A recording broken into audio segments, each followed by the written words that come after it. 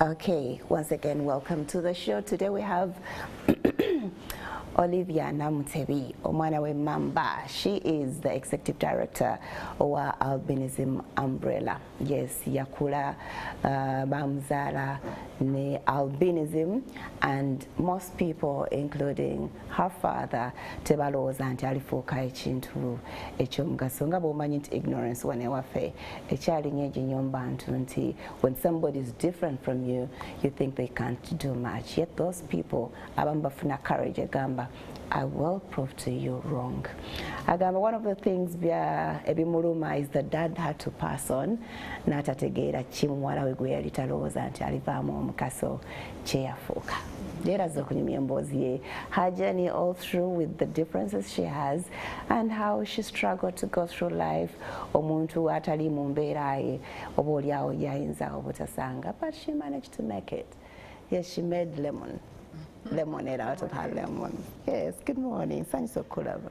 Nange nsanyuse nnyo okubeera ku MwasuzeMutya leero n'okunyumyako ne mukyala Farida. Weewaawo mbadde nkulengera ng'oli ewala ne ngamba oswadde you end up here. Era we are here. But thank you for pushing for the rights of people living with albinism.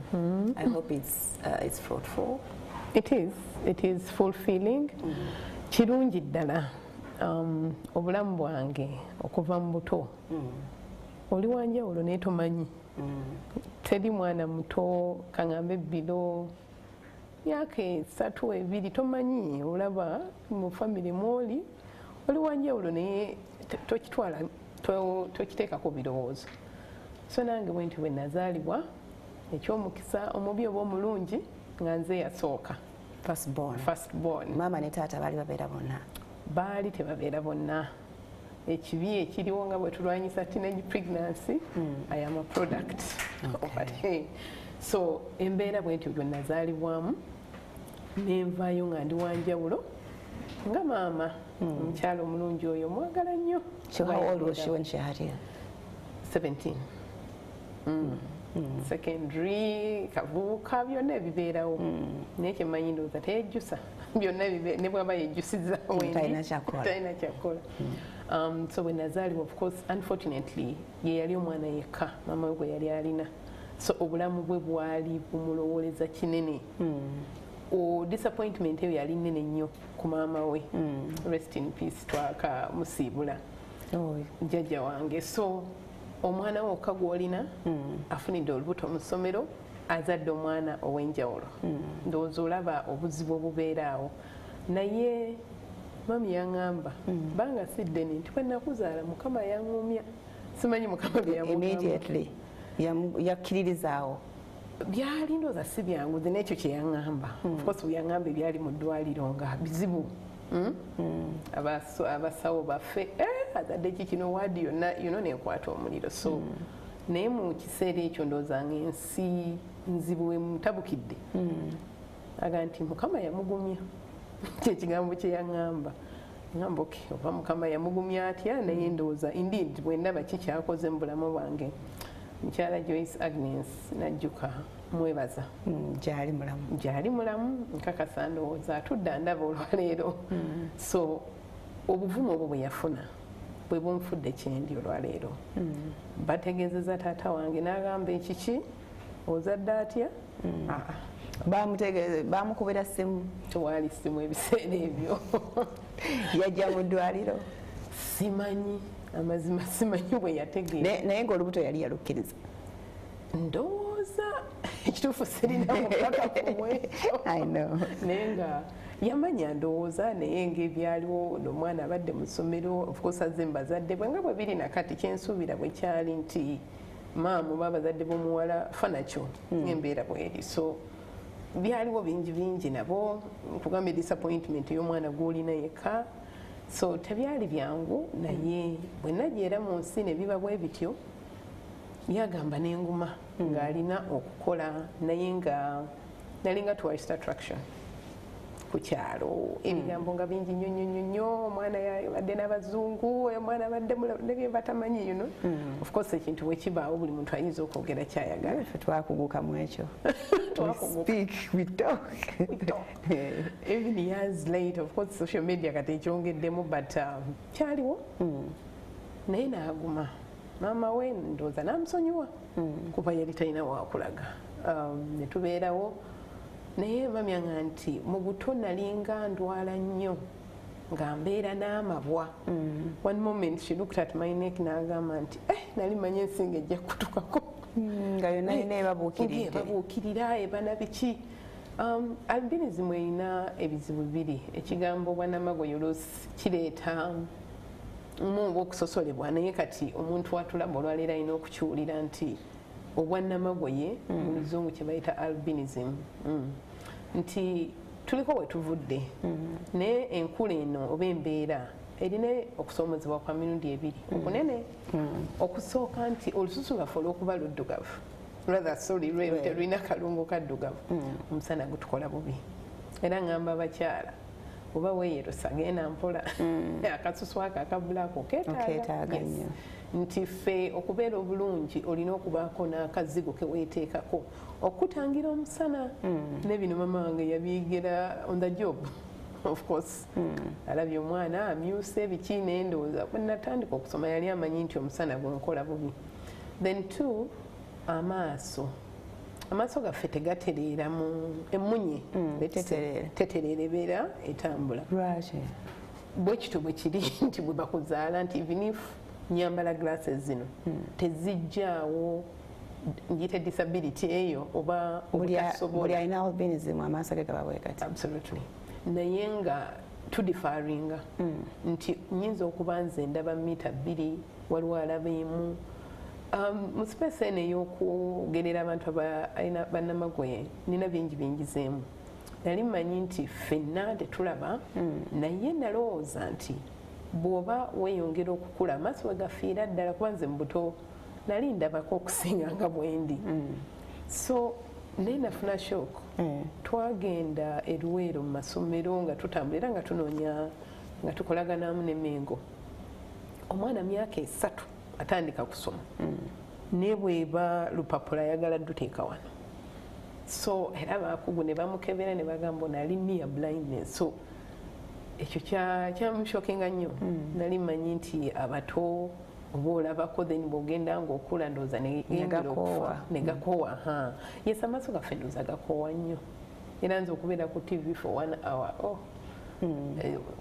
era kiva ku musana ogwo nti all the time bam squinting because of the too much sunshine so yizo ga bano bannamagoye bafaanana batya ino nti akendeeza emunye olw'okuba nti light nene nnyo so nabanga akola bw'ati agire nti wano wenyinza okufunira focus ennungi so ebizibu ebyo ebibiri bireeta ebintu bingi natandika okusoma nakulirawo obulenzi era nasomeramu obulenzi parent school naye ng'okugenda ku ssomero okuyita mu kkubo paka wootuuka distance yali mpanvu si nnyo naye kati bwenjitunuulira ndowooza boda twatambulangawo emyaka gyaffe naye nga bamanyiwo obulenzi twali mu trading center naye nga ate obulenzi parents eri ng'ogifulumye the main trading center naye nga tutambula butambuzi naye ng'ojja ne group nnamagoye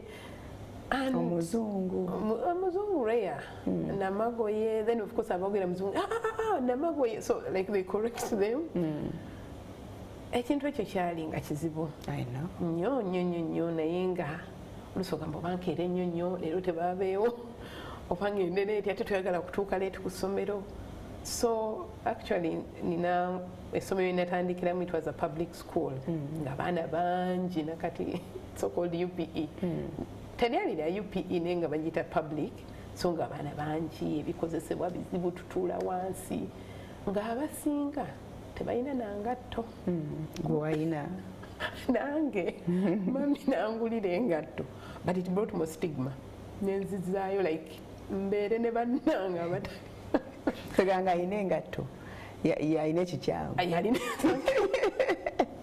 alina engato nga yalina ekikyamu nzijjukira bulungi red shoes we yangulira naye lwaki nazigaana nti already ndi wanjawulo ate kati ogenda kunyongerako engatto kwegamba oyagala onoonya akakugatta ne banno. Thank you. Onoonya ekintu ekikugatta obeere mu group eno obeere ne banno kati ofunayo emikwano gye 2-3 ne bakwagala you feel comfortable. Era ndowooza abantu abasinga ffe bannamagoye bw'obanga oli mu mbeera nti let's say Farida tubeera wamu Farida baba akumanyidde that's okay so oba toyagala nnyo okugenda mu new places you're like kwegamba kujjukiza ebizibu by'oyiseemu bakujjukiza nti oli wanjawulo nti bw'obanga Farida akumanyidde nti ono Olive tubeera naye ekintu bwe kiti to thrivinga nnyo mu environment wetyo ng'abantu bakutegedde kikyoli bamanyi obunafu bwo bamanyi obulungi bwo naye neebaza nti mu biseera ebyo byonna nafunayo omukwano saawa eno ali Canada naye yanjagala nnyo. I vividly remember that was P6, P7.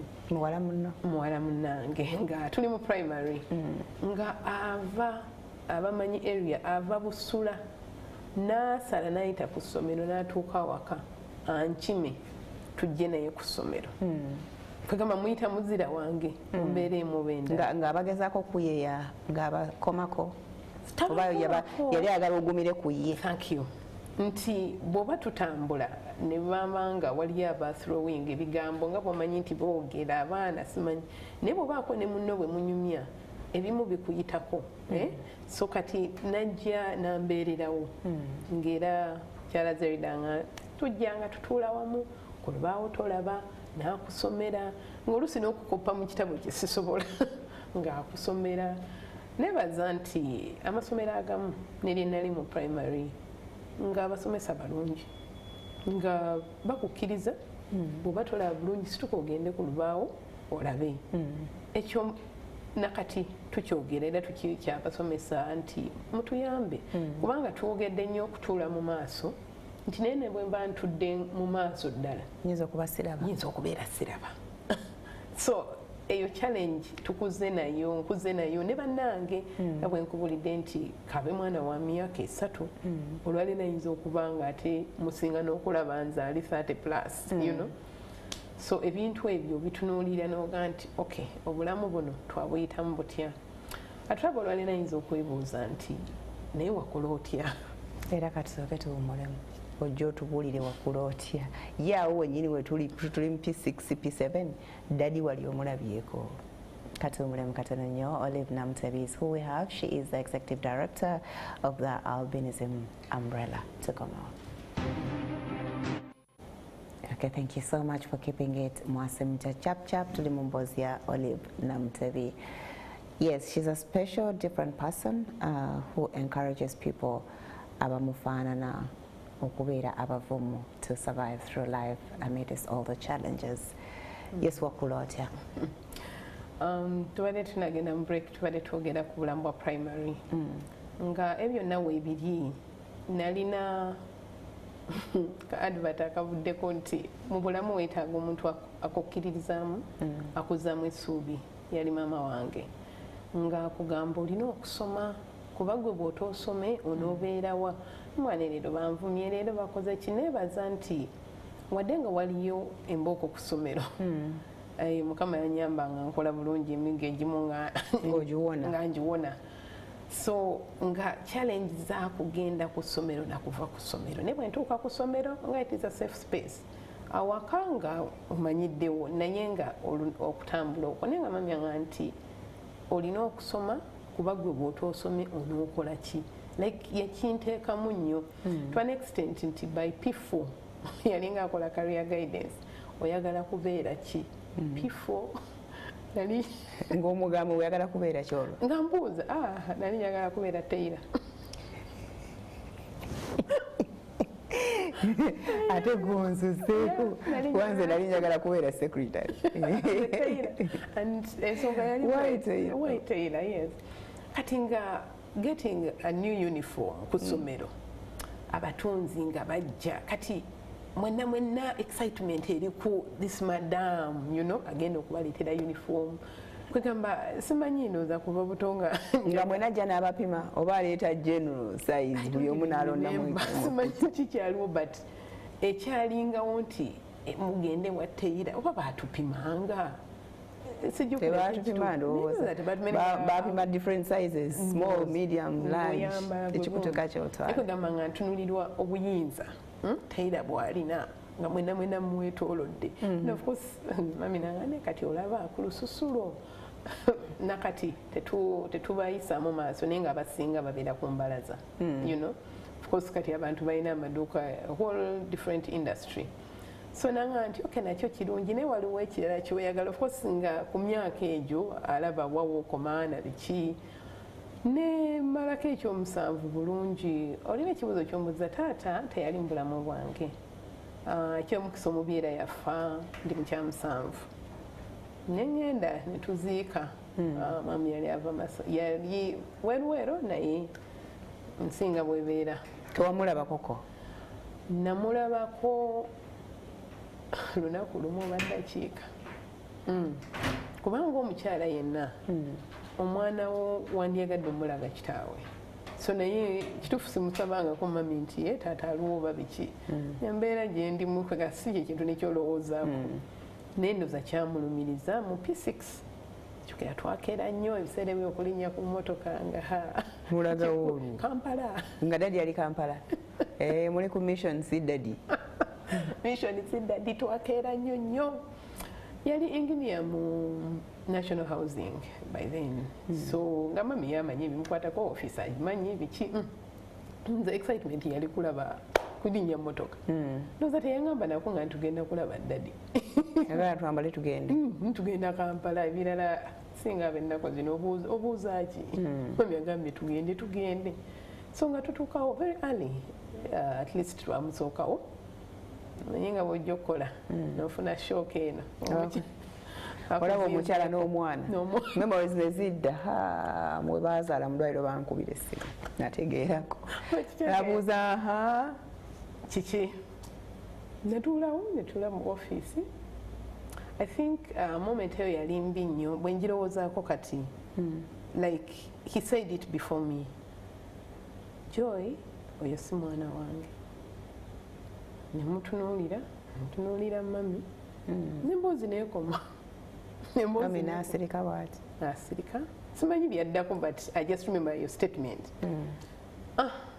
ndowooza bweziba ddakiika nnyingi zaali 10 netufuluma ndowooza era naye ng'omuntu yagaa nti okay nkoze kyenina okukola maama naye ateeka okuba yalumwa naye kyenzijukira ofisi ye yali like wansi bwenti naye bwe twali tuvaayo n'atunula wansi nagaa naye oyo si yekitaawo bwe mmanyi like yamulaba nga embeera ekyuse lo and behold the following year n'afa so ono ye bwe yatunula naga waliwo ekikyamu ye yamanya nti kati olwo erya namutebi bangabi mamba olwo erya namutebi ani yalikuwa basenga basenga bo bakukeeza waliwo senga eyagamba nti omwana waffe simanyi oba yatuuma ebyo ekituufu naye nga kimanyi nti waliwo senga bambi abeererawo mami nabiki ne bagamba oyo omwana waffe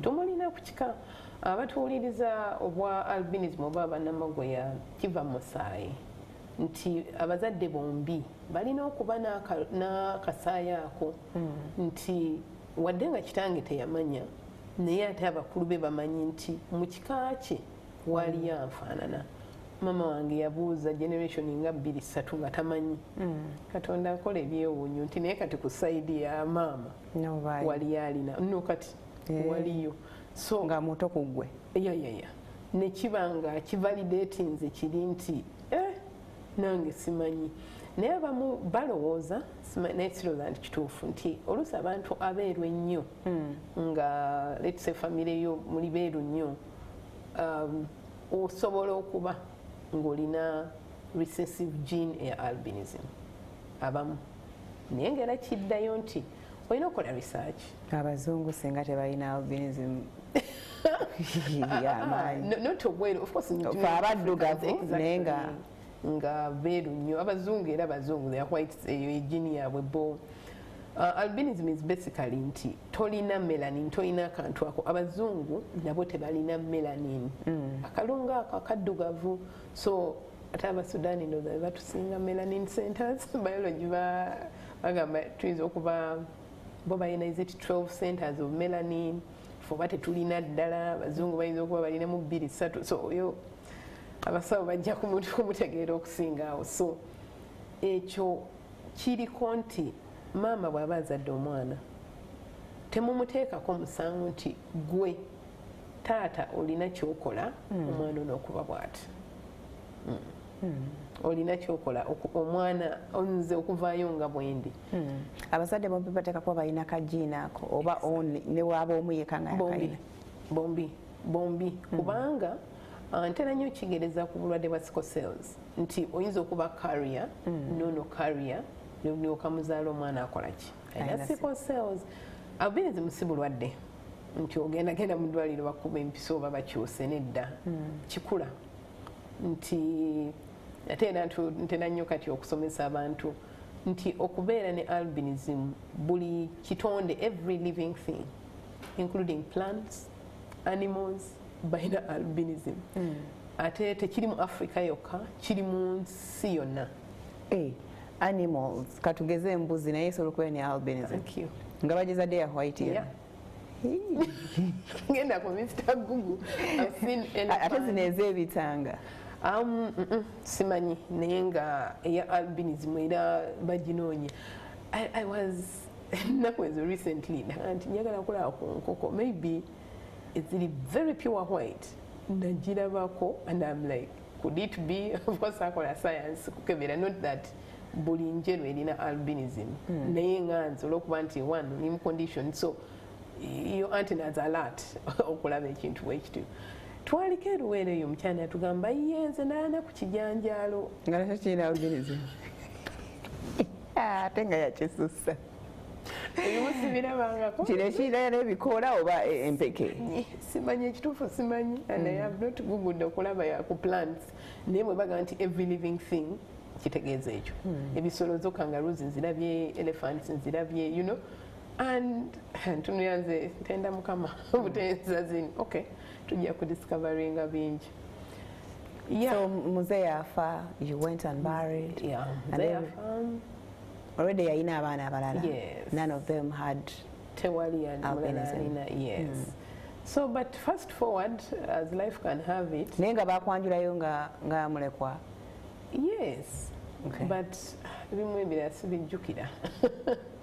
Naye nga mmanyi nti naliwo era ne ndaba baganda bange abalala mutaata twali 13 oba tuli oba twali simanyi bulungi naye nga obulamu ne bugenda mu maaso. Of course omwana gwe banjuddeyo ate bamugaana biki ababagaana edda omwana wowe naye nina mwannyinaze wetugatta taata ndowooza ye oba Katonda yakola kisimanyi yanjagala bwagazi nti nakati oba mukunjagala naye nga fomi ndaba nti kajiini era nti singa yandibaddewo n'alaba mwannyinaze oyo alina abalina albinism okitegeera. So kyongera okukaatiriza nti maama ne taata balina okubeera ne jiini eno omwana okubeera ne albinism. So si nti muzadde omu. So kati olaba nti naye bwe yafuna omuntu alina ka jiini nebazaala omuntu. So yakwagalirawo okuva mu lumbe yakutegeera era n'akusembera kubanga era ffenna twali mu masomero waati naye tutandise okukola somehow nga he looks out for you among all other siblings. Naye Bernard yaliwo ayinza okubatalaba naye nga nakati waliwo omukwano ogwo bagamba blood is thicker than water.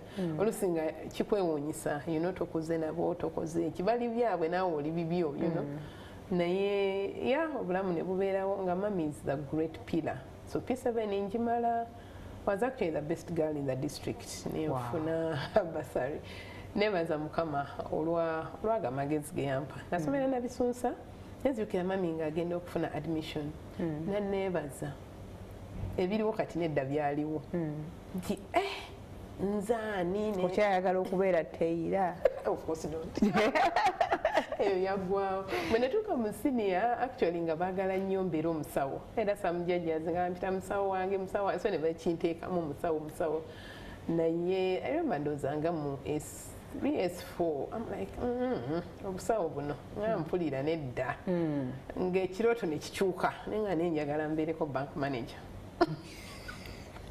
oyagala kubala sente olwo obusawo obugaanidde ki obusawo actually nekyayongera okubuŋŋaanyisa come S4 someone says I was fair naye nzijukira practical ya chemistry and I knew what to do naye something happened pupate nemenyeka I got so annoyed oba arrogance oba biki enamba nenzisazaamu nempaayo paper wangi mama so you didn't do the exam practical I was so annoyed and anyway ne lab attendant omanyi okujja omwana ali mu bibuuzo akoze accident you are like ogenda kusasula pupate can't you wait for me like nawuliranga so I remember getting a C5 in chemistry so ngamba bino ebyabusawo kambiveemu so anyhow nengenda nenkola meg university bcom nenfuuka accountant era along the way kirooto ky'okubeera bank manager kyatuukirira wagimanagingako post bank as a manager yes I was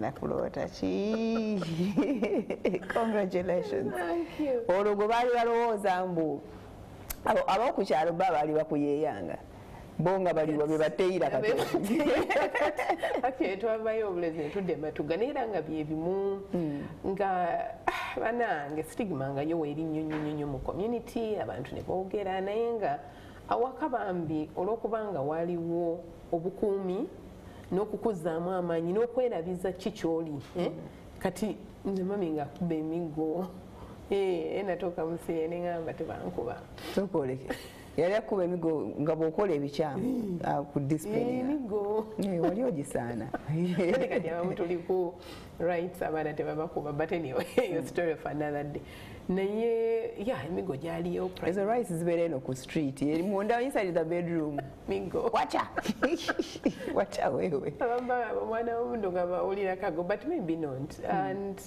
tetugamba baana abazadde kuba nnyo baana naye nga wekisaanidde so secondary yo nagamba nfunye mu primary gimmala newebuulirira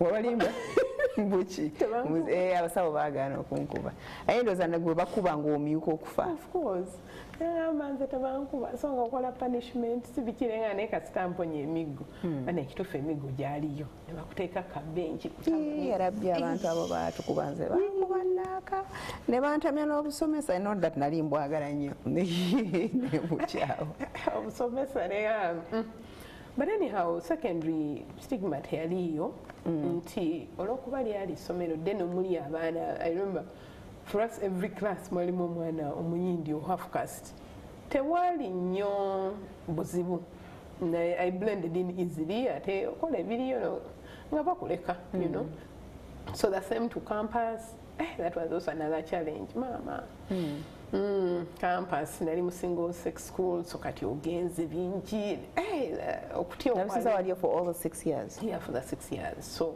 campus aba Makerere University Business School ababiko mugende eyo it was not also easy naye wali oyagala kubeera ku main campus of course nali njagala nnyo Ivory Tower Ivory Tower to an extent nti ku lunaku olw'okuripoti nga twayita wali ku mmeye ne bagagundi biko mugende twabagobye dda wano but ne tukola emyaka gyaffe esatu nenkola bulungi nentandika job market ye kyali kitya searching for a job naye mukama ekituufu mwebaza natuula wakafu emyezi 5 gyokka naye it seemed like years you know so my first job nali nkola bagita kati vision fund luli bali bagita midnight microfinance biki nayagala nnyo kola nti olunaku lwebanga nti ogenda kola naye nga nze ntandikirewo. Biconfidence byo byali mu level ki? Ndowooza 10. Byali byakusukako obungi? Byali 10 kubanga mami buli challenge gy'ofuna osobola. I actually remember mala S4 and science ziganyi. I'm like, math nga basinga many people. Math wa A-level tojja musobola. Nayina abantu aba. My mom and the news anchor kati ali ku BBS mwamale busuula nagamba ajja mukola. Kati nze bwe nfuna omuntu omu babiri ne bagamba osobola. Mama tugende. So wali wetaaga muntu kupika mweno wansi nti nga bono gane kino nakikola wano nabuuka faili nagamba buuka ngamba tugende. So okukkiririzaamu ate ndowooza buli muntu yenna omulala nti emirundi egisinga twogedde bingi ate oluusi tuli ba experts okussa abantu. Gwe okola bwoti gwe kino tokisobola gwosobola okukola ekyo tubiwulidde bingi ne kyetugamba bannaffe abatulaba leero nti tobeera profesa wakussa bantu buli muntu alina struggles ge mazima. Naawe mwenyini olina ezizo asa banno wansi. Actually ekikusisa banno wansi is because you're struggling with something. Exactly. Nti olwokuba olina a certain struggle either oba oyagala bagamba batya misery loves company. Misery loves company. Nti oyagala bangi mubeere nga mwenna muli mu kizibu ekyo naye mami wange abadde pila nnene nnyo okugamba nti osobola. So bwe nfunayo n'omulala nga ntya kisoboka. Nentukola and emirimu gyonna gye nfunye ndi mwana waani. Naku zino twogera mwana waani nze sirina wadde naye nga Katonda mbeereddewo. Okay. So omwegi emyezi egyasooka watandikirawo okunoonya oba wasooka ne weewamu break osinziire lumu ogenda onoonya? Tewali break era twava zijjukira Professor Beno Munuka yatusomesa accounting n'atugamba mumaze ne mutandise butandisi okusoma. It was so vivid nti mwakatandika okusoma agamba muddeeyo ku SCCA mugende mukole biki. So natandikirawo okunoonya. So nafuna World Vision Christian organization but the interviews, oh God. Njijjukira ne ngamba did it have to be that hard? Yali nzibu naye nga si nnyo of the technical bit biki byosomye the person omuntu naye kakati gwe yakula bw'ati nti onaasobola okukola bw'oti. And I'm like, does it have to come out that early? No bibabuuza obanga okyebabuuza muli oddayo nonga era nali manyi nti I've missed this ogwo mulimu gugenze. Bambi ne twalina amasimu through my uncle biki esimu nejja ne bagamba by the bakuwadde omulimu. I was like interview nga yali horrible like bwe bakubuuza ekyo kyowulira nti tosobola kikyusa tolina kyekikolera kati nga oli akisembezezza as if ye road block olaba nti obeera powerless. Naye nabo oluusi babeera bakutrickinga balabe how you react balabe patience levels or tolerance. Kati ndowooza balinga baagala okulaba bwe tumukoonako awo kubanga she's likely to face this question or this situation often. How does she react even to the clients? Maybe tekyali kyangu but nze kati nga kyenalina mu mutima bwe bampa chance okukola I have to excel. I know. Nina okubalaga nti nsobola so nga kyonna kyekiri nga tukola. Nzijukira twajoininga abantu babiri and one of us had to go to Masaka. Not that Masaka is bad. Naye wakatandika okukola okyava waka oli wa mami nga mukama yali not me. Omi yalina kusigala mu kibuga wano. Omi yalina kusigala mu kibuga. So anyhow kyonna bwe kyali nensigala mu Kampala. Si favoritism ne parameters baateekawo nenziyita nemba nga nsigadde ku head office. So awo nakolawo emyaka nga 3. Ekintongole ekimu kye nakolako ekyakyusa obulamu bwange bakiyita Uganda Society for Disabled Children. Okuzaako emabega ekitongole ekyo kyekimu ku byayamba maama wange. Nze maama bambi yali munaku anoonya nina baganda bange. So okusoma kwe kwakoma ku lubuto lwo? Yes, of course. Nga ye mukyala ayiiya ennaku zino bakuyita kubamba yakola buli kimu gyenvuddewo endowooza muyitirivu nnyo. So omukyalo omu era mu kitongole ekyo yali anoonya abaana baliko obulemu ab'okuyamba. Twalina neighbor ye nga atambulira na wansi naye era mulimu okuyiga kungi. Mami aŋŋamba nti baali tebajjiridde gwe bajjirira yabagoba. N'agamba nti ne nange nina owange musobola okumunyambira. Leeta tulabe. And that's how I got ne baba nga bansasulira I think from P5 up to S4 nga bakolako half fees naye nga kyali kikulu nnyo. So Uganda Society for Disabled Children nali njiwulira nga basomesa abaana biki nange gyendi mami abimanyi nnyo. So ne baba ne advert ne tuteekamu ne baba yono waffe. Of course nakola naye ekisinga obukulu ekiseera kye namalayo kyali kitono by the way namalayo mwaka gumu. Nayiga vulnerability ne disability nti wenayigira abaana abalina hydrocephalus wenayigira like kozi ensi y'obulemu nnene bweti nnyo kwegamba it really opened me up okulaga nti bangi abali mu mbeera gye bataagala nganze oba gye bateeyagalira. So kaŋŋambe nti kyaleka ensigo mu bulamu bwange nti wadde nga nali ku career pursuit era ekirala ekyajja neyagezaako ŋŋamba beerawe nga ninange neeyongera. By then Caltex yaliwo Chevron neŋŋenda naye ng'ensigo eyo yasigalamu nti nva ku Caltex ngenda mu bank. I remember the first media appearance yali mu African Woman. Ne bayongera okundaga nti olina ky'otuuseeko bano kye batatuuseeko. Ne kinkwatako ennyo ng'omuntu ne nzijukira gye banzija nti oba oli awo sandibaddeyo nti USDC kyeyakola ebitongole byanakyewa bikola ebintu binene. So nenga nti mu ngeri yonna entono gye naasobola nja kuddiza community yange. So fast forward Albinism Umbrella nezaalibwa. At what stage of your life? It is 7 years ago. Nti ndi ku Post Bank ndi manager with all the plus and minus of being a banker. Naye should sense nagyeyagaliramu. Ekifo kye nalimu kyali mu business development. Wagenda straight into management. Tewakolako bino ebya. Naye nga tera njitya. I know. Tera najitya nnyo. Nebaza Mukama nti sagituka nga ndabira dda either ngenda kukola shortage. Nina speed yange mu kutypinga kukola mirimu biki naye nga ntya till. Ngamba either ngenda kugaba sente like that was nganyita nightmare. Mukama nanyamba so natandikira ku managerial level and position nali njagala. It's between marketing and finance or inner finance so nempa exposure nene. Naye therein nga ntandise okulaba nina kyentuuseeko bannange kye batuuseeko nenfunayo bannange abalala omusawo ne bagamba nayo manyi tutandikewo ekintu okuyamba bannaffe kati bo being medical ne balaba issues of skin cancer ne cancer w'olususu kokolo w'olususu nga mungi ebibireeta exposure to the sun abantu tebamanyi oli ali mukyala alima paka saawa talina any protection. Kati awo gwe okutuusa awo wali nga we protectinga byonna wali obimanyi?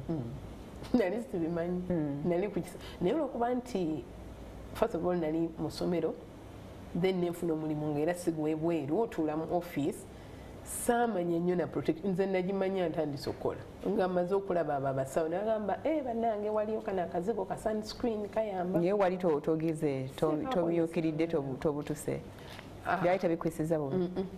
Tebiyampisanga binendowooza mami era nga akugamba tobeera musana naye nga waliwo incidents gye nalimu ng'omwana really bakukugira kino naye kiki so ne tugenda ku sports day think I was in P4 sports day teri kisaawe kirimu miti omusana gwanjokya era nakomawo saawa 9 nali nkaaba bukaabi like as if obeera owulira ki nga obabuukirira omanyi ng'omuntu gwe bayokyeza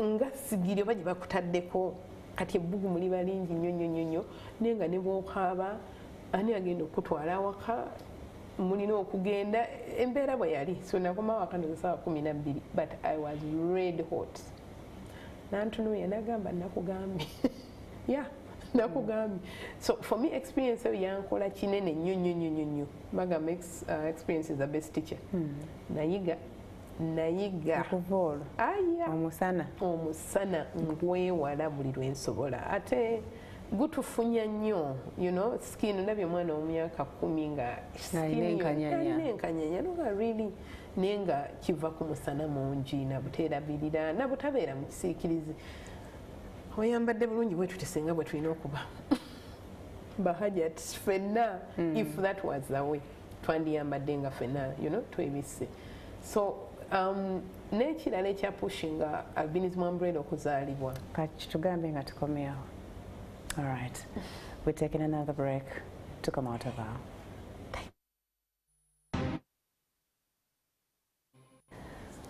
well, tukyagenda maaso twesimenya okuba nti okyali naffe. Are you a parent alina omwana alina albinism and sometimes you get stuck ku how to accept situation gye weesangamu, how to help guide your child, also how to get some of the things they need ebyo beetaaga nga olususu, where to seek help.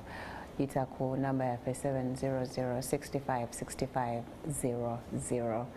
Tekako ensonga yo ku WhatsApp, then mukyala Namutebya ajja kuba akuguiding on what to do. Yes, about talking about the other reason lwaki mwatandika albinism umbrella. Olugendo lwa albinism umbrella twatandika nga albinism umbrella nga bwe nkugambye nti waliwo actually Dr. Okot musawo wa lususu w'emulago nga buli lwatulaba n'agamba yambala bulungi nze era yansanga yalina ka clinic ebukotaawe nali mpangisa so nandaba nga nyambadde nagamba tulina enkofiira oyambadde buya and I think nali nyambadde ka blouse kakoma wano kati ye nga amanyi the dangers nambuulira what it was. Wabaawo n'omwami omulala naye barejocious kati nga bo mu medical field bamanyi bingi ebikwata ku albinism, of course whatever being genetic dangers and all that. So ekibiina ne kitandikibwa. Gwali obisomyekoko before that? Not really. You were just living your life? I'm living my life. Sina kyemanyi and nkugambye n'ebizigo nga simanyi nti gyebiri nti olususu bikwokya. All you do is take a kakazigo bikwokya nnyo olususu luveewo, you move on. Yeah, because you peel. But of course, whatever were exposed, were peeling off. And it's quite painful. So we batandika ekyo ekibiina nga kiri nnyo mu twagala tukolewo enjawulo naye tewali busobozi tewali ki. Nzijukiranga ku weekend nga tuhayaringa emmotoka ne tugenda olwo batugambye ekamuli bangi wild chase. Really. So nga mugenda munoonya ku families. There is a particular family gye twagendako bayitayo Buyende deep abali abaana 6 mu bwavu obw'ekitalo abaana baabwe bonna balina oba it was out of so many kids. Alina abakyala 2 naye omu ndowooza of course nga yalina bujiini bwa albinism so ng'omukyala omu yazadde abo bonna naye ng'embeera mbi kuba kati nga kyetukola nfunayo ebiri ne mugula omugaati busukaali just out of tugende tubasomese tulabe. Waliwo ekitongole mu Eastern bakiyita Snoopang nga nakyo kitandise okugenda of course abasawo b'ensusu nga bo bamanyi nga baagala okuleeta awareness eno.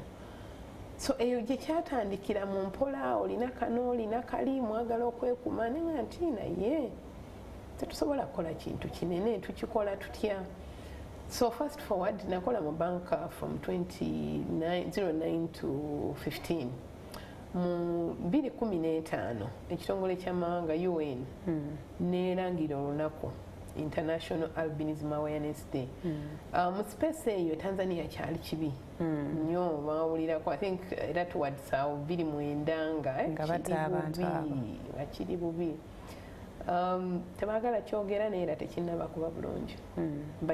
Bakyatutta naye nga of course kyagenda for international media ne kibanga batandise okukakanamu of course bakoze amateeka naye bwe bateekawo olunaku olwo nali mu bank and it was nice. You have a paycheck, you have those perks that the jobs come with.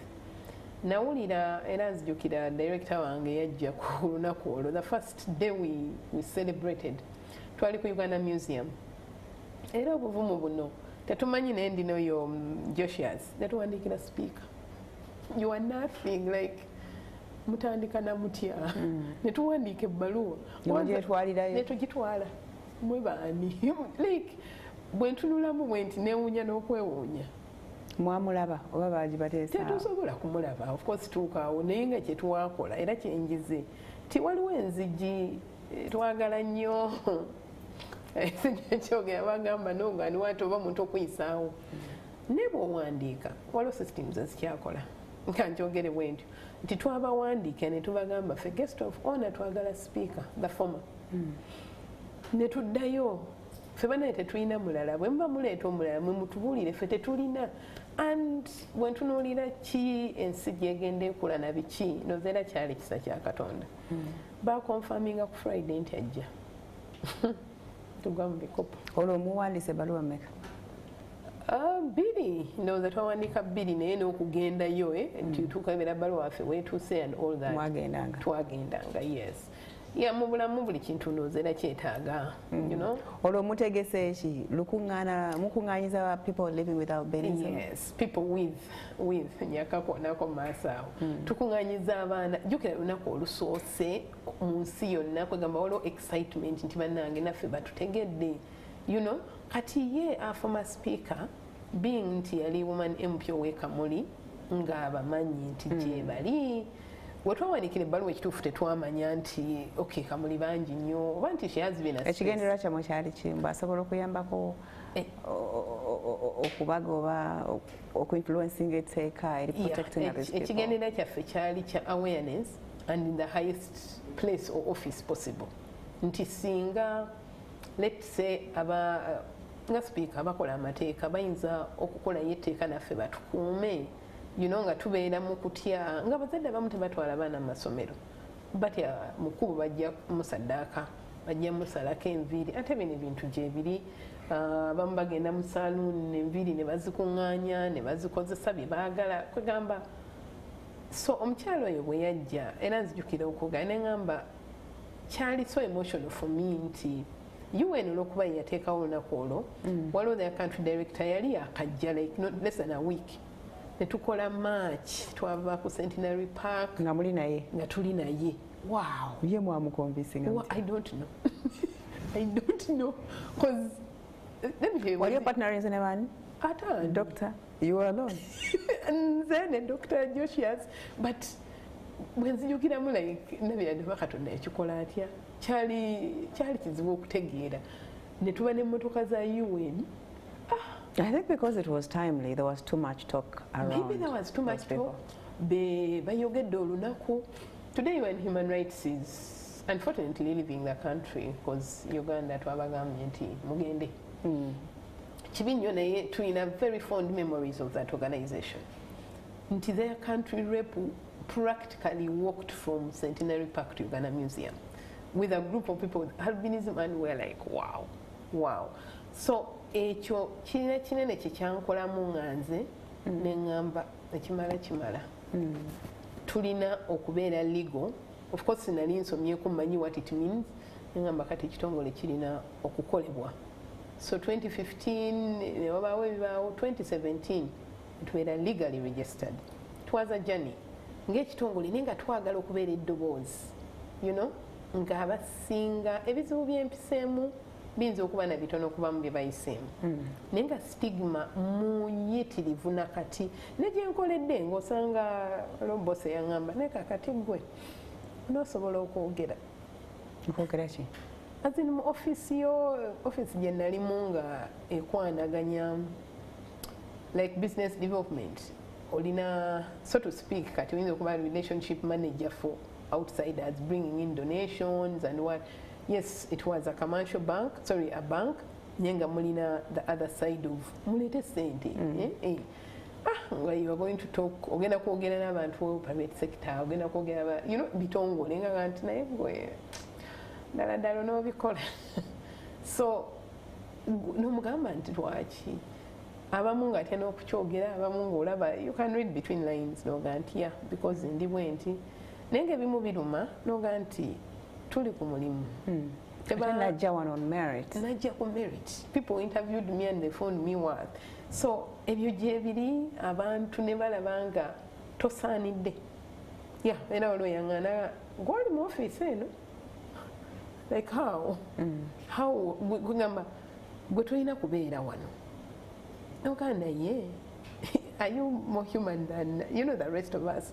So stigma eyo nti ne bw'oba osomye, how much more kwatasomye, So ekitongole kya Albinism Umbrella kitondebwawo raising awareness, okulwanirira eddembe nti banange nsobola wadde mundaba nti sisobola bamaama taata oli n'abaana bataano. Naye kubeera butalaba busobozi bwa muntu ono bakuba kusaasira. N'omusaasira n'ogamba mbi tugenda mukosa emirimu, she probably looks weak, tugenda mwokesa omusana. Nze ngamba abo babutamanya. Lwaki nkiyisa obutamanya nti olw'okuba tulina ebizibu ebimu nti omuzadde ayinza n'oko lwaki ngamba nti butamanya muyinza okuba abaana bataano netisa abaana tebalina albinism ne bamubuuza olina abaana abameka bana na kino yes nekino kyake na kugamba gwe toli mwana ddala so olw'okuba nti even at family level acceptance si nyangu Albinism Umbrella ekoze okubeera eddoboozi nategeera nti ekitongole is bigger than an individual and it can go on, forever. Okusomesa okuviira ddala ku family nti ono omwana ali bwati because of you and you as in mother and father. Naye nga okusomoza kungi nnyo abamu abakyala obufumbo bufudde kubanga obuzibu bubwo abamu bataata waliwo omukyala yazaala omwana we ku lunaku olwo lwennyini baluyita June 13 era omwezi ogujja tujja kuba tulwogerako. June 13 era wateekebwawo okwongera eddembe awareness, Albinism Awareness Day. Atugamba yali mu ddwaliro amuzadde n'alaba nga tuli ku TV. Naliko nga mwogera about albinism. Naye tudde omukyala oyo agamba kyali kikulu nnyo gyeni nti kuba yali tamanyi nti n'omwami anaasasula bill era n'agamba nti ekyamuyamba God bless the man yajja mu ddwaliro omukyala azadde omwana n'amulaba bamubisse n'asasula n'agenda bwe yamulaba okitegeera n'agenda nti naye olw'okuba omukyala ono mu ddwaliro lye yalimu yalaba mwali mu TV n'atulaba n'agamba ekitegeeza omwana wange asobola okukula n'abeera omuntu obuvunaanyizibwa. So ebintu bino bimu bitono naye nga binene nnyo nti media mulina eddoboozi ddene nnyo nnyo nnyo okukyusa embeera mu bulungi oba mu bubi. Of course nga ffe tuvaayo okumanyisa abantu okubategeeza nti singa omwana ono omukwatako asobolera ddala okubeera kyonna ky'omusuubira okubeera. Tulina abasawo Dr. Isaac ali Nakasero Hospital medical ebimu nabitunuliranga nga babakola batya. Of course tali musajja bine kati neewuunya byonna bye yayitamu njukira biology basalanga ebikere veins oba oziraba otya but qualified medical doctor so ntunulira neŋŋamba nti wadde nga tulina obuzibu naye ate tusobolera ddala okuba buli muzadde kiwandiyagadde omwana we okubeera oba omwana oyo kyayagala because bino ekisinga omuzadde ekiganyi omwana alina okikola oluusi ne batuforcing okukola bye tetwagala naye nga tugamba nti omwana alina obusobozi. So katukuwa ku celebration eyo yasooka mwalabawuko enjawulo? Did it cause any change? Enjawulo oyinza okuba nga bwoga nti tugimeasuringa si nyangu naye enjawulo eyaliwo y'abantu ffe okulaba era nzijukira mami wankolo yajja n'agamba ng'obuto bungi abaana abato like omwana mwina albinism obuto bungi naye naffe okuba nti olabyeko munno kirina kikulu nnyo. Waliwo twagenda Mbarara ne wabaawo omuwala ng'ali Busheenyi ye yali yamanya nti Mukama yabassa mu nsi babiri bokka ne albinism baboneebone. Abawala babiri ne muganda we bombi nga balina albinism. So kati ye nga talina gwe yali alabye n'agamba Mukama yatussa wano tuboneebone paka lwe tunaafa. So okujja kwaffe tukola awareness, tukoze research, tukoze bino, yakaaba agamba you mean there is somebody in the world anfaanana ebimu bitono naye nga te binene. Oli nina omuwala gwe twagendera awaka n'agamba you mean mwazze lwakubanze ne mutambula yonna lwakubanze, like bamutadde nnyo emabega nti teyekkiririza muntu aw'omugaso basaana okunoonya. Naye nti olw'okuba tuvuddeyo tubanoonyeza era twakola okunoonyereza mu Uganda wonna mu disitulikiti 35 ne tulaba ripooti eyo nnene ne interview egikootinzeeko emirundi egiwera wano nti kyonna kye tunaayogera twagala tube n'obukakafu. So obukakafu si lugambo si story naye nga tuyise mu mitendera gyonna bwe nkuleetera ripooti wadde oyo omuyivu wemakerera jaga kino mwakikoze nti ye kino mwakikoze nti ye. So twagala nga ekitongole okubeera nga tulina data tubeere nga ensi tugiraga nti wano we tuli kino kyekivuddeyo ne mu sisitimu zammwe nga bwe muzimanyi you know. So ekyo kiba kituyamba okwogera n'obuvumu you know, nga kyoyogerako okimanyi kiyise mu kugezesebwa ne kituukirira. So ezo research ne awareness zitukoze bulungi nnyo ne tuba nga tulina bingi recommendations mpitirivu nnyo nnyo, of course tetujja zimalayo naye era tulina ne campaign gye twagala okutandika nti beyond the skin beyond the skin mu Luganda nga tuvudde ku by'olususu lwange luno okuba nti luli week. Kiki ekirala nga twagala obbaga nti olususu si kye byonna you know, ntunuulira ng'omuntu mpa ekyo ky'oyinza okuwa omulala kuba abamu baganya otuwa emirimu lwa lususu ng'olina qualifications naye agamba ono yamugamba musawo nagamba gojja kugoba abalwadde bajja kutya abalwadde bajja kutya naye omulwadde ng'omutwe gwakulumabu exactly Dr. Isaac yaganze mbaleka kubeera wano omulwadde yajja namutunulako n'agamba no nadda wali nga alumwa yamala nakkiriza agamba nti kati bamukwano naye kwegamba stigma ekyaliwo ddala n'okusosolebwa okwo nti otuuse mu ddwaliro omusawo alina albinism gw'omulwadde n'ogaana really naye nga gwozza okuyambibwa. So naye olowooza abeera agaana lwaki nti toyina bukugu bumala oba aba atya skin yo okumukwatako oba aba atya mbu nange buyinza omanyi ignorance yamaanyi nayinza okukwatibwa albinism.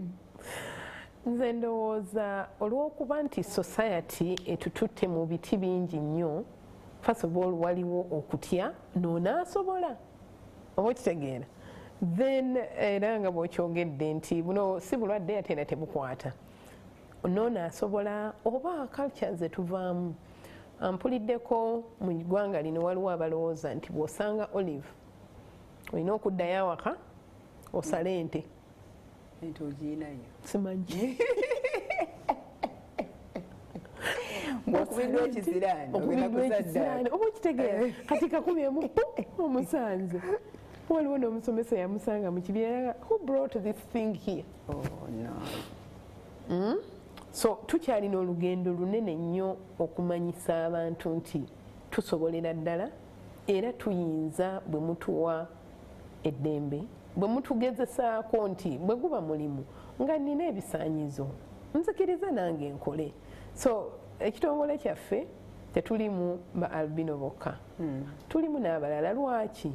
Tulaga ensi nti bwe tukolera awamu bingi betusobola okutuukako. Abalala baliwa abatalina albinism naye nga balina obulemu oba no nebwaba kasirina qualification tetugamba kuba kati oyinza okujja nti albinism umbrella kibiina kyaba nnamagoye bokka ng'ensi bwerowooza nti nudipo abakolayo bonna balema nedda ensi si yabalema bokka. Nze ntunuuliramu nti eyebeeranga exclusion actually naye nga tetwagala inclusion era omulamwa gw'omwaka guno tuli nti inclusion is strength amaanyi gaffe gabeera mu kukolera wamu nti tonsosola kunziza bbali naye laba obulemu bwange laba kyesisobola onkwatireko tubeere nga tweyongera mu maaso. So tukoze ebirala bingi okusomesa naddala okusomesa bingi naye ate era twebaza ne gavumenti nti batuteeka mu kategori y'abantu abaliko disability.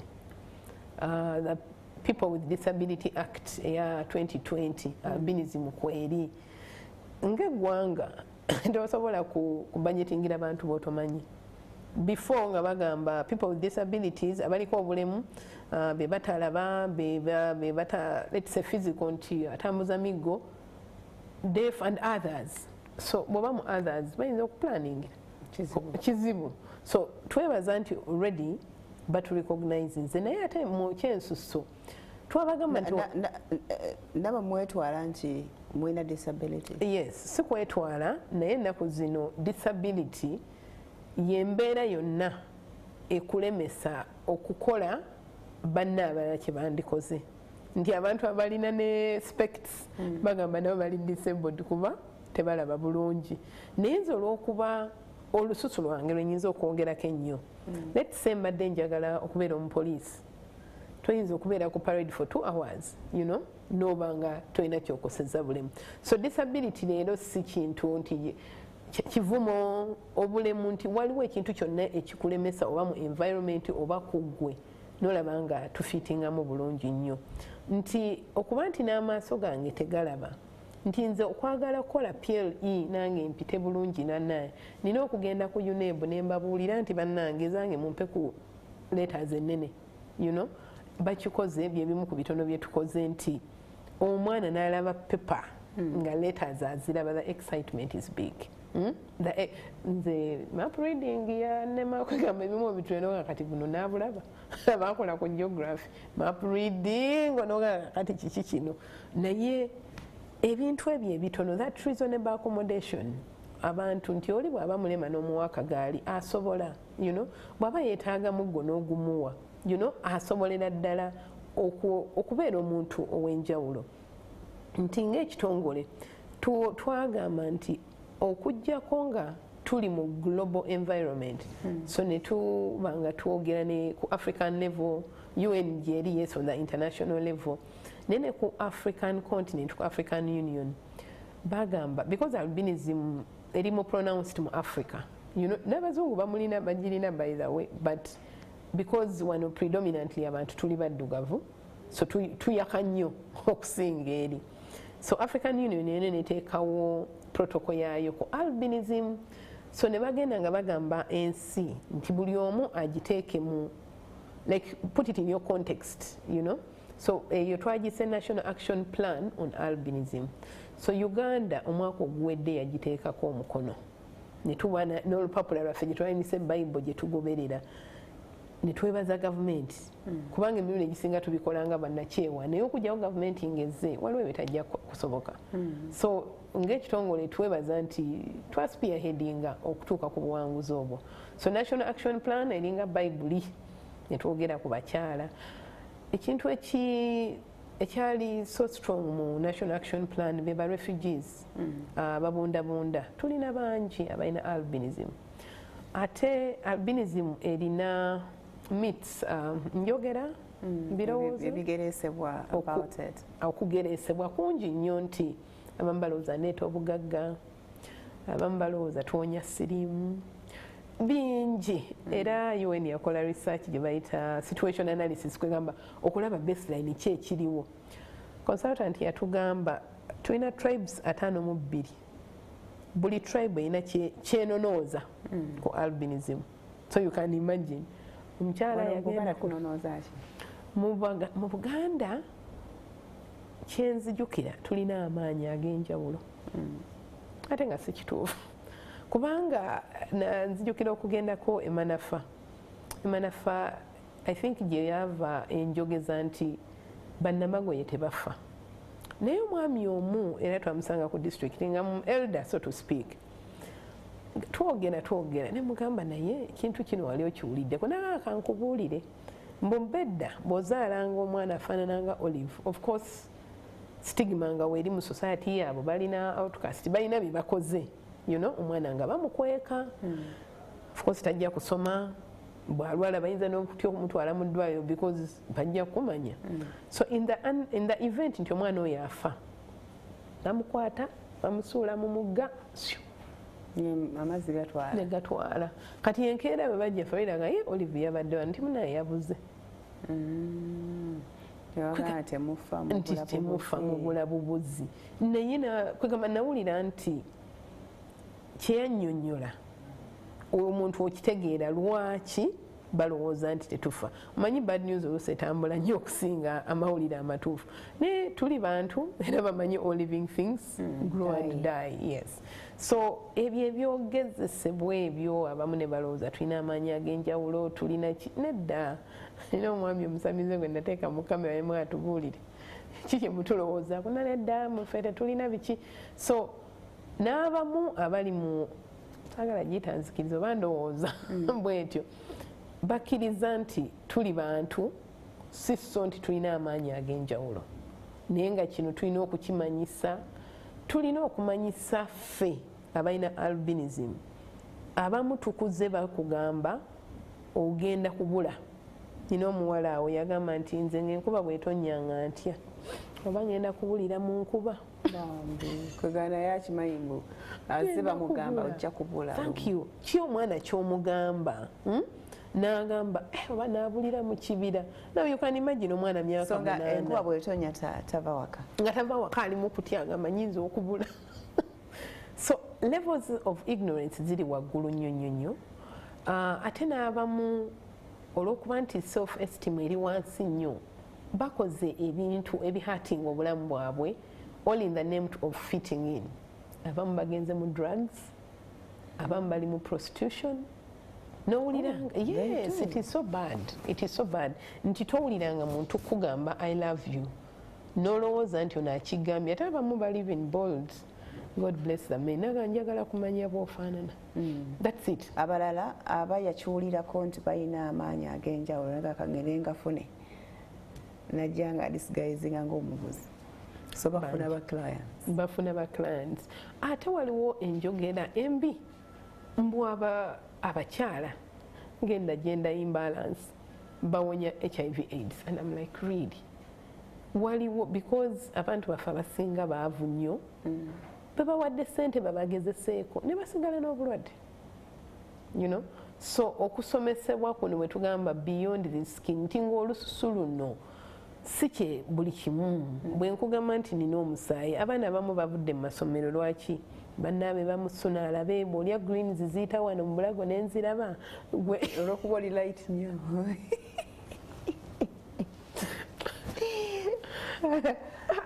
tulina bingi kwegamba ogenda n'otunula nze mbadde ndowooza oba temu advocating de nnyo kubeera under people living with disability because you are very very normal just missing that pigment melanin yeah not advocating so kubanga tetwalina we tuli kati for me this is just a form of grouping and to be empowered why not and the fact nti ndiko ekiŋŋaana akasusu ako because right now tuli mu kuadvocatingira bizigo ebyo nti gavumenti ewa ARVs gavumenti yona ewa biki ku bantu tetunnawera na mitwalo 10 mu Uganda lwaki tebituwa so until tuliko category gye tugwamu tetujja kufiibwako manyi abamu kufa abatulaba balina albinism bagamba nenze siri mulema nze siri ki naye era okumanyisibwa okwo nti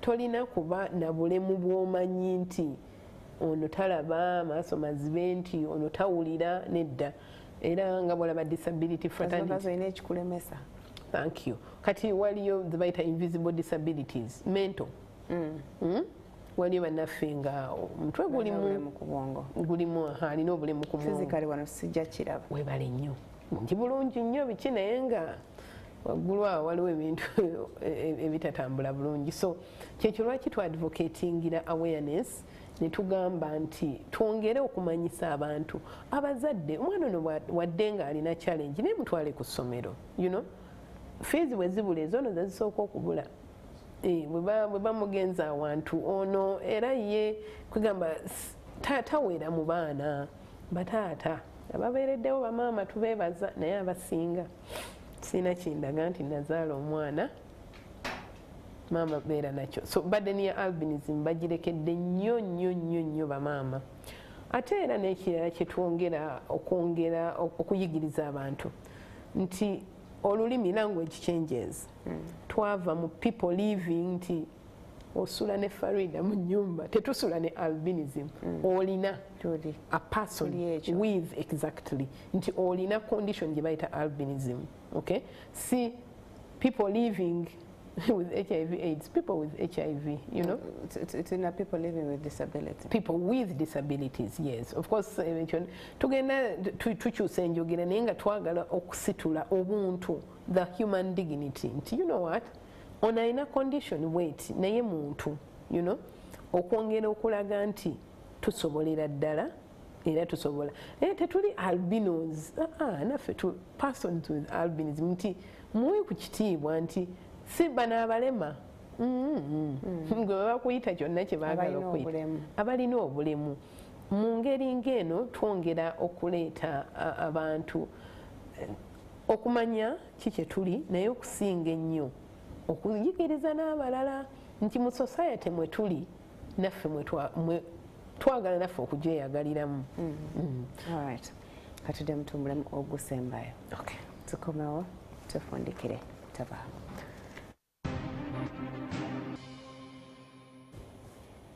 Okay, thank you. Tutuuse ku nkomerero eya MwasuzeMutya. I think this is the last segment. Tuline Olive Namutebe, she is the executive director for the albinism umbrella. Balwanirira ddembe ly'abantu abalina albinism n'okulaba nti batuusibwako ebyo bye beetaaga to survive mu nsi. So bano abantu mugenda mubanoonya oba nabo bwe bawulira kati nga bwe bakulabye wano they can come looking for you. Abamu batunoonya olw'okuba tutaddewo embeera okubabuulira nti wetuli mujje gye tuli tukwatire wamu tutambule olugendo luno. So abamu batunoonya ng'ekitongole tulina district office bbiri zokka, tulina ekikamwenge n'ekyegeegwa lwakuba twafunyeeyo project kati okumanyisa abantu wekuli naye twagala ekintu kya livelihood okweddaabulula. So tukoze groups mu districts nga 7 naffe twetege ng'enjogera bweyogera emyoga PDM byonna buli gavumenti egamba mukole groups ng'eyo group erimu bantu abalina albinism. Yes, tugezaako olw'okuba tetuli bangi tine buli bwe tuli oba maama oba muvubuka muntu alina akakwate ku albinism gwe twandiyagadde nnyo mu group eno oba aliko obulemu so tetusosola. So groups ezo tuzikoze engeri gye batalina nnyo chance ya kufuna mirimu gino egya they can start up their own things. Yes, ne tukola ne skilling naye bwe babeera batandisa ebintu byabwe do people support? Some do era ye awareness gye tukola nti tulina omukyala we namayumba ali ku kyalaani abamumanyi era oluusi oyinza okutya ne bagamba naye asobola genda lwakuba nti era embeera ey'obusosoze ekyaliwo nti oli bw'aba alina edduuka sigulaawo awo naye gye twongedde okumanyisa abantu abamu batandise okukola ki okujja gye tuli ate n'okubasikiringa nti ki ky'oyinza okukola awaka awo. Bagamba omutwe gwo si munafu naye gezaako kikyo opportunity gy'olaba. Tuyinza tetwagala buli ssaawa gavumenti etuyambe nti abantu baffe baveeyo. Okumanyisibwa okwo kunene ddala era kukyetaagisiza ddala. Bwe kituuka ku kuzaala omuntu alina albinism alina chances nyingiko okuzaala omwana alina albinism oba ate nze atamuyina I even have more chances? Kibuuzo kirungi. Yinza okwogera nti nina omwana atalina albinism. Lwaki? Kitaawe talina albinism wadde nga nze obviously gini mwereera mulina nti bw'ogenda mu science batugamba nze bwe mba nfunye omwami ne bw'aba alina albinism tulina chance ku baana bana kufunako ogwo alina albinism 25 ku buli 100 era tulabye nti waliwo couples ezirina nga bombi balina albinism, abamu bafunye omwana alina albinism, abamu tebafunye, nti naye chance it is mu luzungu bagamba recessive gene katono nnyo, so it is really chance. Sirina any guarantee nti nsobola okuddamu okufuna omwana alina albinism. Naye yes, naye abaana bange balina ka gene nti bw'afuna omukyalo oba omwami alina ka gene, nabo chance ekola ki? Yeeyongera. Atulaba leero bw'oba tonnamanya genetics oba buva obwo nga bwe buli, oyinza okuba tolina chance nga mu family yo teriyo, but you know there are so many intermarriages here. Simanyi bameka bwe mba mugenda kufumbirwa bakebera ne ku sickle cells, albinism, nga basinga bakoma ku HIV AIDS, naye nga tekyandibadde kirungi. N'omanya nti omukyala gwentute oba omwami gwe ngenda okufumbirwa watya nga ffenna tuli beetegefu kwegamba tukitunuulira nnyo ku kwetegeka. Kwetegeka kuba teriyo science agamba nti tujjewo albinism. Naye nga but do we even have people who walk into a laboratory ngagenze kubuuza testing ekyo? Sirowooza naye nga simanyi bano technology wali naye munyiwesa mshuwa. Nawe sirowooza mutata w'omwana wo you even dared to ask him, you know what, omwana afu okubeera safe tugende tukebere. How? Ate mpuliddeyo nti ne mu ultrasound mu technology wali basobola okulaba skin ne waba akyali mu lubuto.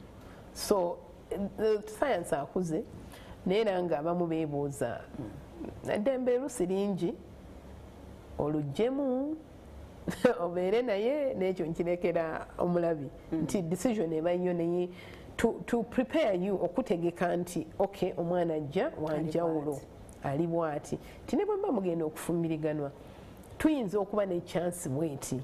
So naye nga tugamba abantu nti okuzaala omuntu alina albinism, it is really a small chance wadde nga nze nnina naye n'oyo atalina chance ntono nnyo, nti era nga bwe mbaga nti ne bwe tuba twewasizza era chance ntono naye nga waliwo. Ate era n'ekirala kyetuwulidde wadde nakyo kitono nti bamaama okwezaala so to speak. Sikitegedde bamaama okwezaala nti kati nga nze nenzaala omwana alina albinism naye n'azaala like a line of 3 sinnakiwulirako. Sinnakiwulirako naye nga tulabyeyo amaka nga nina albinism nenzaala omwana alina albinism. Kuba lwaki? Nti n'omwami gwe nafuna alina gene and the concentration may be eri high, omwana najja nga kizibu kisimatoka nga kizibu exactly. Naye nga ate abamu balina the gene naye nga maybe katini nnyo nga wadde nina albinism kizibu okufuna omwana alina albinism. Naye nga okusomesebwa kungi nnyo. Bw'oyogera ku those sexual reproductive rights nyingi zibadde violated. Abantu baffe tebamanyi ne bababuulira ebibi. Mulaba nti amawulire mangi bayogedde ku HIV AIDS naye kati omuntu alina albinism. There is a very bad saying of that having sex with a person with albinism is by chance, not choice. By chance? By chance? Not choice. Whose chance? The person with albinism. So that eyongera okutta estimu y'omuntu alina albinism. So abamu ne balowooza nfunye chance nziruke, you know, abamu bafunye n'essirimu because of that. Naye nga tubagamba you are beautiful and wonderfully made, you know. Osobolera ddala okuba kyonna ky'osobola singa ofunye okwekkiririzaamu n'ofuna omuntu akukkiririzaamu. And albinism umbrella weetuli campaign eyo tusuubira nti erina kyeneekola beyond the skin, nti ndaba ng'osusizza ku lususu luno kiki kyendi. Ku lunaku lwa International Albinism Day tulukoze mu bifo ebyenjawulo. Twakola embaale, twali erira ku museum, tubadde emirundi ng'esatu, tubaddeko effort poto. Ne buli we tulaga olaba obutamanya obungi ennyo olusi n'owulira nga buluma. Maama bamulese yekka taata adduse. Ne bataata bambi gye bali abalina single fathers. Nali mmanyi maama wositulira omwana oyo emyezi 9 nti tosobola, naye tubiwulidde. Abamu ne babaleka ne mu nnyumba baffe. Naye lwa lwa butamanya kuba ng'omusitudde mu lubuto omuleka eddaani so tugamba nnyo ku family acceptance ne tubasomesa kye tuyise self awareness and self acceptance. Manya kikyoli, manya kyotogenda kukyusa, weeyagale. Freda ne bwoba onjagala nnyo nga seeyagala kijja kuba kizibu. Nti gwe kennyini omuntu alina albinism owulira otya nti bwe bakuvuma ng'olina kino bagamba kiyite wano kifulumire wano kiyite wano bwe kiba tekikuzimba kiyita wano kifuluma nti gy'oyongera okukifumintirizaako kikussa n'obanga owulira towera naye ng'ate opportunities nyingi nnyo tulina ne modo I think in South Africa nga bwe ngambe nti tetwagala kubeera mu Uganda. It's a global village now, you know. Kenya balina ne judge. Yes, and she's really doing well. I think balina the second MP waliwo yakasookawo Isaac Mwaura, very very vocal.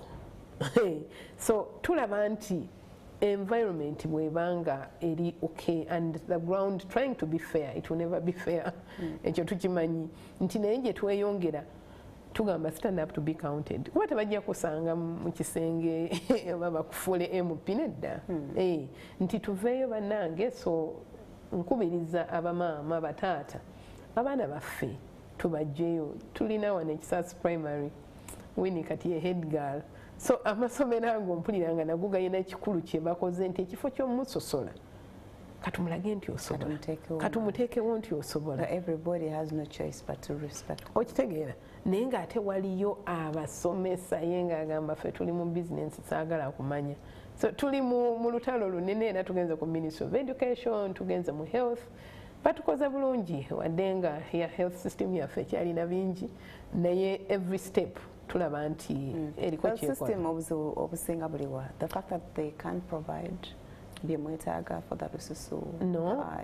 The obuzibu obusinga mu health system right now era kye tugamba abantu nti yes generally tulina obuzibu mu health system ya Uganda, but the level of ignorance ey'abasawo is bad when it comes to you guys. When it comes to us.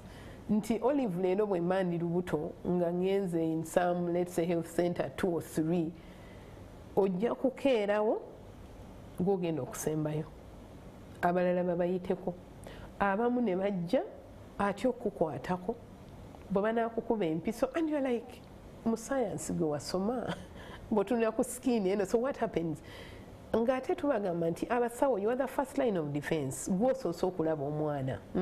Let's imagine nti omukyalo yazaalidde mu ddwaliro abamu kati bagendera ne bazaalira awalala because of that. Nina omukyala yali Sembabule ng'alina albinism nazaala omwana we yasooka and yayita mu buzibu bungi nnyo.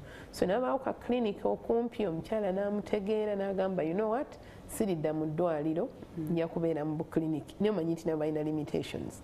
So obutamanya bw'abannaffe abali mu field ya medical bunene nti singa omusawo nalabye Olive ng'azadde omwana n'otomugamba omwana wo tannakula mubikke omwana wo, you know, a lot of myths right from hospital. Aga ozadde ki kino oyo omwana tannakula mubikke and you are like mwasomye ali full term so because alina skin eri different. So tugamba nti ku bizibu ebirala byonna this we are not asking for so much awareness. Omusawo singa omukyalo oyo omubudaabuda n'omubulira challenge z'omwana gwazadde n'omwana bw'alina omukuuma, chances are nti maama ajja kubeererawo omwana we, nti maama ajja kuba n'amaanyi aga convincing omwami bw'abanga you know ayagala either okudduka oba okukola ki. Tuvuddeyo ne tugenda mu mafamire ne tugamba bannange ndabamu ne bakutunulira naga okay batugamba mufa ku myaka 2 ku myaka 3 nina n'omukyala awo I think alirira could be the oldest gwe manyi ali around 73. Yes, so tusobolera ddala naye nga the medicals our biggest cry temutuwadde information gye twandisuubidde nti bagimanyi you know nti omukyalo ono bw'abazze I mean yes okuzaalibwa kulyawo naye nti ne bwe manzize mu ddwaliro gwe wafuna otya olubuto, how do the rest do? Bawalua.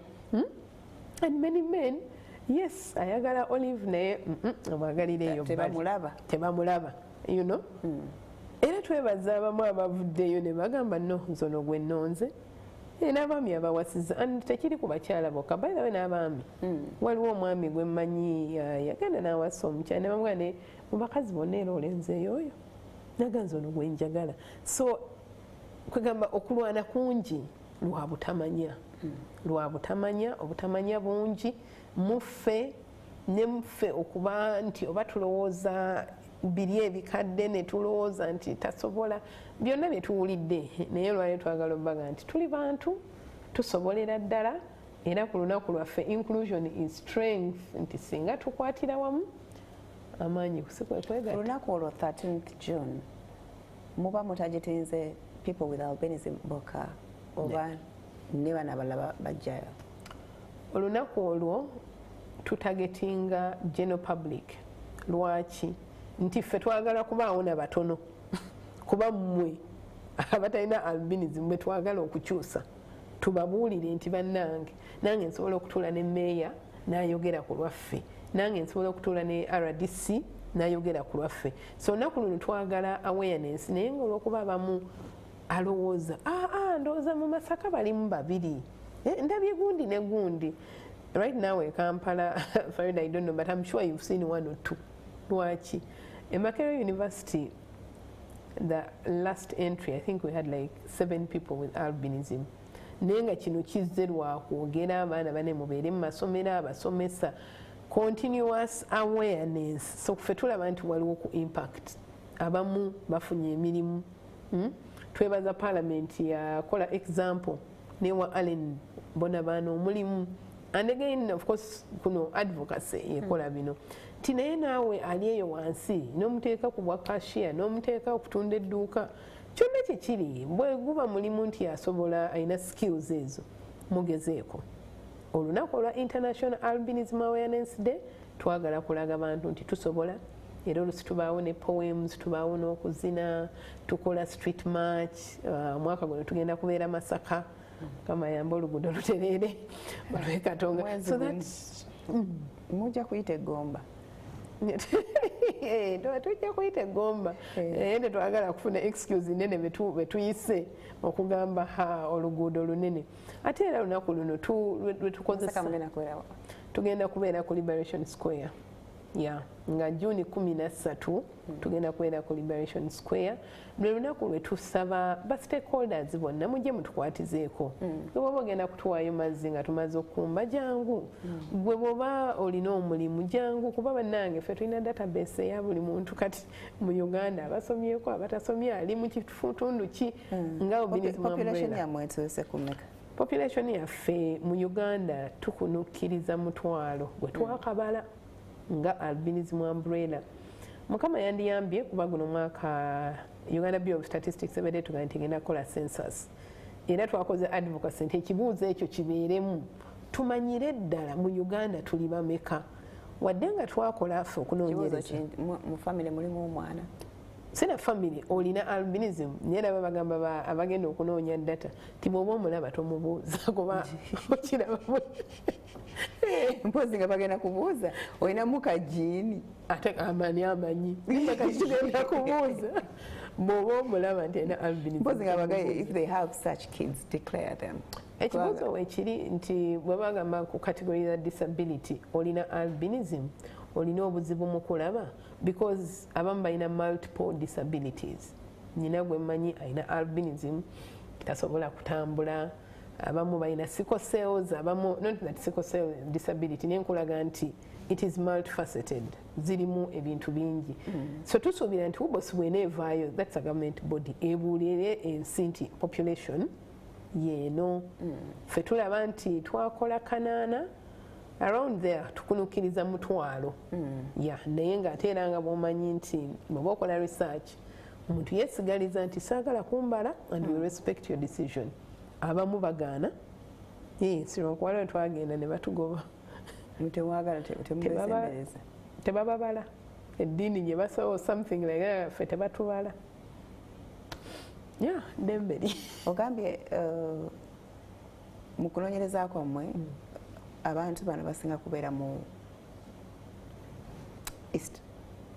Nedda bwe twalowooza nti Eastern Uganda eyinza okuba ne ba person to the albinism bangi naye nedda twakola districts 10 mu Eastern. Of course Kamuli yalimu nga tulowooza nti bangi, twasangayo abantu 35.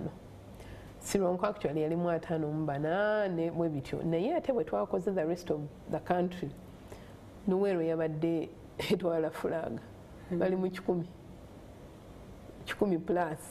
So ne tulaba nti oyinza okuba nti olw'okuba Snooper yasitula omutindo oba yakola awareness nnene mu Eastern ne bagatharinga ne babeera mu Jinja Square ku lunaku lweno nga abali mu Eastern bangi naye nga statistics eraga nti Luweero yesinga.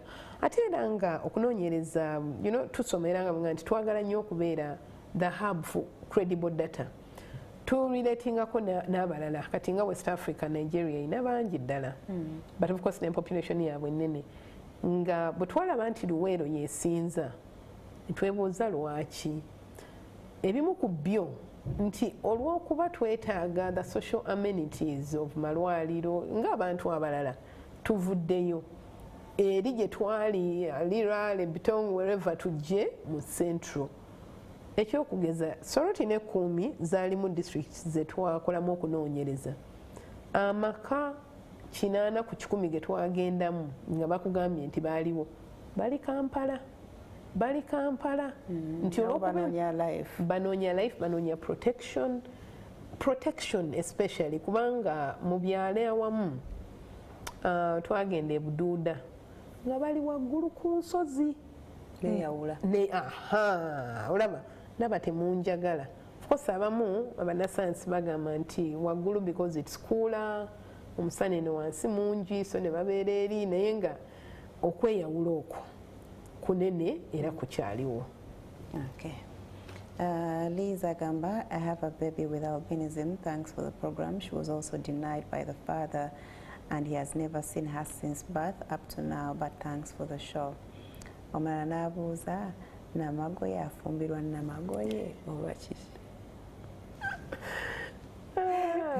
Would it be a better choice, better decision? I don't think to marry one of your own? Nze ng'omuhani, it's my opinion. Nti abuuza nnamagoye afumbirwa nnamagoye. My opinion is a no. Lwaki ngambye nti nedda? Nti olw'okuba ndi already vulnerable, nina challenges zange ate saagala zibeere ddabo. Nti mwami na mukyala bonna bali naye tukirabyeko buli omu asike ku maanyi ga munne nti gwe tolina kusosolebwa kwenina muli abakwenyumirizaamu baliyagala abaana baffe nange ne banjagalirako bwekityo. So nze ng'omu sandikyagadde kubanga nze bwe nkitunuulira nti again muba mugambye ensi nti tweyagala ffekka atayagala agende ate nga si gwe mulamwa. Nandiyagadde that inclusion nti omwami wange muddugavu oba muzungu kyonna Mukama gw'abakuwadde, naye okukigamba nti tweyagale tubirabye kubanga abamu benkansolinzeeko ate oba nze tewali yali azze naye ono yandi okumpi ate twefaanana njagala ndi like it's your choice. Naye nze ng'omu sandikyagadde. Tugenda n'olw'okusiibula akadde katuweddeko. First of all, thank you. Okuvaayo ne weewaayo n'ogamba I'm going to do this. We hope your efforts evaamu ebibala. Did you eventually quit your job to concentrate on this? Yes, I did. I have seen you travel the world for this. Oyina bw'otambula nako, there is that mukwano gwange oyo owa Snooper. Peter. Peter. Do you guys coordinate oba buli omu kati akola pipi abala kiki? Tukwatagana because era n'olaba nti ku kakiiko okukola National Action Plan era bonna olina okuba temusobola kukola mu silos twagala eddoboozi eryawamu. So Peter tukolagana naye, tulina n'abakyala abalala ab'Ewakisa abakola sabbuuni bakulembeddwa mukyala Doreen. So mu movement tulabye nti ono alina amaanyi mu kino, ono alina amaanyi mu kino, so ne tuba nga twegatta tube n'eddoboozi ki eryawamu.